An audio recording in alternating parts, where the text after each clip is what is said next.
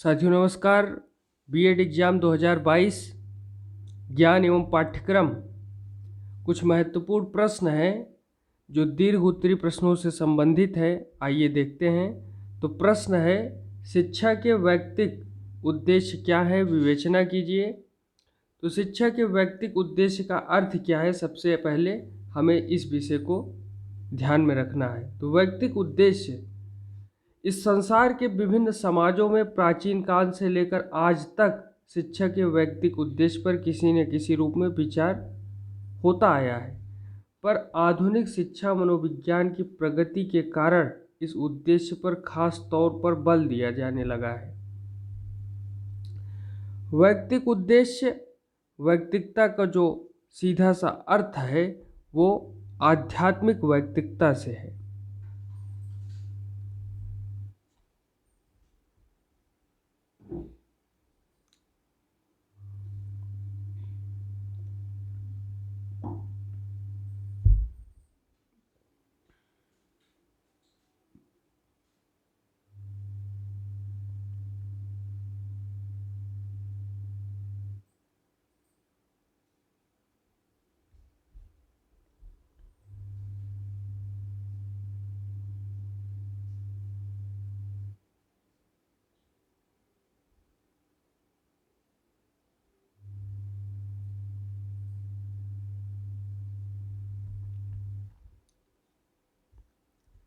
वैयक्तिकता means individuality, कि सभी का एकमात्र उद्देश्य होना चाहिए कि बालकों को स्वतंत्र रूप से अपनी प्रगति का अवसर दिया जाए।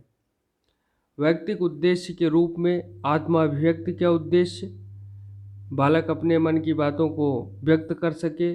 आत्मानुभूति का उद्देश्य, अपने अंदर की भावनाओं को अनुभव कर सके। वैयक्तिक उद्देश्य के पक्ष में अनेक विद्वानों ने तर्क दिया है, विपक्ष में तर्क दिया है। तो जो विपक्ष में तर्क है वो क्या है? व्यक्तिवाद को प्रोत्साहन, इंडिविजुअलिटी को प्रोत्साहित करना। समाजवाद का शत्रु, सोशलिज्म का ये शत्रु है इंडिविजुअलिटी, व्यक्तिकता, क्योंकि इससे जो है समाज मिलनसार नहीं हो पाता। सामाजिक विघटन, इससे सामाजिक विघटन भी होता है। तर्क शक्ति विकास में बाधा आती है वैयक्तिकता से, क्योंकि सामूहिकता में ही तर्क शक्ति का विकास अधिक हो पाता है। वास्तविक जीवन के लिए व्यवहारिक वैयक्तिकता, तो सीधे तौर पर हर व्यक्ति अपने अपनी चीज़ों को अपने अपने ढंग से करता है, देखता है और पर्सनल इंटरेस्ट को ज़्यादा ही महत्व देता है। ये हर व्यक्ति इसी बात को ध्यान में रखे। तो वास्तविक जीवन के लिए ये व्यवहारिक, इसके विपक्ष में तर्क दिया जा रहा है। नैतिक गुणों की उपेक्षा, इसमें नैतिक गुणों की उपेक्षा की जाती है, क्योंकि इंडिविजुअलिटी में सिर्फ पर्सनल इंटरेस्ट हाई रखा जाता है, मोरल वैल्यू को लो पे रख दिया जाता है। इसलिए इसके विपक्ष में ये तर्क बातें बताई गई हैं। मनुष्य के सामाजिक स्वरूप की उपेक्षा, तो जो मनुष्य का एक सामाजिक स्वरूप होता है, व्यक्ति का जिस प्रकार से मिलन व्यक्तित्व होता है, उन सब की उपेक्षा की जाती है। दार्शनिक विचारों के प्रतिकूल, कुछ दार्शनिक विचार जो कि मनुष्य को ऐसा स्वभाव रखना चाहिए, मनुष्य एक नैतिक प्राणी है, मनुष्य को एक दूसरे की मदद करनी चाहिए, ये इन सभी दार्शनिक विचारों को इंडिविजुअलिटी, व्यक्तिकता से ये बातें नहीं आ पाती। पर्यावरण की उपेक्षा, अपने पर्सनल इंटरेस्ट के लिए पर्यावरण को नुकसान पहुंचाओ। तो ये चीज़ें जो है व्यक्तिकता के दोष में, विपक्ष में तर्क दी जाती है। पर्यावरण की ज़रूरत कितनी भारी है, कितनी आवश्यक है, मूलभूत है हर किसी के लिए, और वैयक्तिकता के उद्देश्य के विपक्ष में तर्क दिया जाता है कि इसमें पर्यावरण की उपेक्षा होती है। इसलिए इन बातों को देखते हुए शिक्षा के वैयक्तिक उद्देश्य को डिफाइन किया गया है, जिसमें आध्यात्मिक उद्देश्य पर अधिक बल दिया गया है शिक्षा के वैयक्तिक उद्देश्यों में।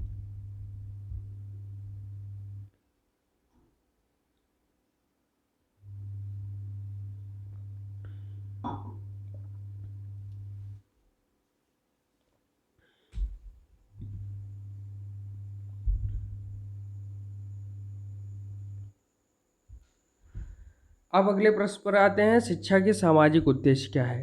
विवेचना कीजिए। नीचे आप देख रहे हैं शिक्षा का सामाजिक उद्देश्य। सामाजिक उद्देश्य का अर्थ सामाजिक उद्देश्य के रूप में सामान्य रूप, उग्र रूप, उदार रूप। सामाजिक उद्देश्य के पक्ष में कुछ तर्क बताए जाते हैं, सामाजिक उद्देश्य के विपक्ष में तर्क, जिनमें अमनोवैज्ञानिक आधार, मनुष्य साध्य को प्राप्त करने का साधन। आगे देखते हैं कि शिक्षा के साधनों का अनुचित प्रयोग, समाज मनुष्य से श्रेष्ठ नहीं, व्यक्तिगत स्वतंत्रता का दमन, एकांकी शिक्षा, संकुचित राष्ट्रीयता का विकास, ये सारी बातें हम देखते हैं। अगला प्रश्न है संस्कृति और शिक्षा के संबंध में किस प्रकार एक दूसरे को प्रभावित करते हैं, विवेचना कीजिए। तो शिक्षा पर संस्कृति का प्रभाव तो निश्चित तौर पर पड़ता ही है। शिक्षा के उद्देश्य पर संस्कृति का प्रभाव पड़ना स्वाभाविक है। शिक्षा के पाठ्यक्रम पर संस्कृत का प्रभाव, शिक्षण विधि पर संस्कृत का प्रभाव, संस्कृति का स्वयं शिक्षक पर क्या प्रभाव पड़ता है, इन बातों को लिखना है।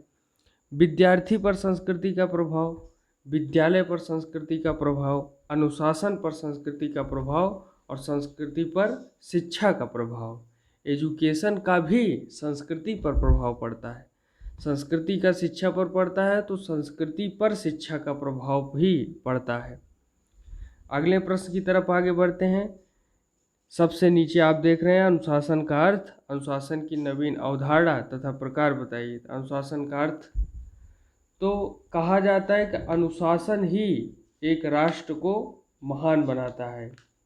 सेना में जो सैनिक होते हैं उनके लिए अनुशासन बहुत आवश्यक होता है और हर व्यक्ति के लिए अनुशासन एक आवश्यक चीज़ है। अनुशासन के माध्यम से ही उस व्यक्ति का विकास होता है। और अनुशासन के बारे में बहुत सारे विद्वानों ने बहुत सारी परिभाषाएं बताई हैं। लाक का कथन है कि अनुशासन एक शक्ति है जो हमारी इच्छाओं की संतुष्टि को हमें अपने आप ही प्राप्त करने से रोकती है, जबकि तर्क हमें ऐसा करने का हक नहीं देता है। अनुशासन एक व्यवहारिक स्थिति है जिसमें व्यक्ति शासन अर्थात नियमों के अनुसार व्यवहार करता है।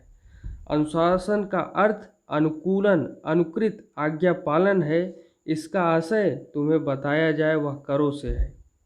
तो अनेक विद्वानों ने बातें बताई है कि अनुशासन आज्ञा पालन और आदेशों के अनुपालन की अपेक्षा करता है।